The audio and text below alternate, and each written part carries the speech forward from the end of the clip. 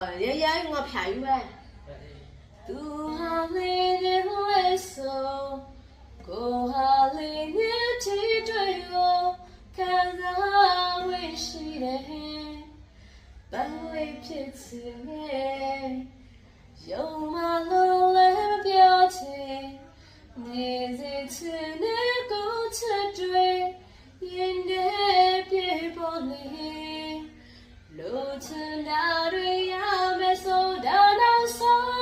去的苦嘞，你不忘记啥子呢？不愿意嘛，为了骗地呢，只找谁呢？讨在的谁他们没理由奈呢？他没得地的没。သူဟာနေမင်းကြီးဆိုကိုဟာနေမင်းရဲ့လင်းကိုခံယူပြီးထုံးလေးနဲ့လာမင်းလေးဖြစ်ချင်ရဲ့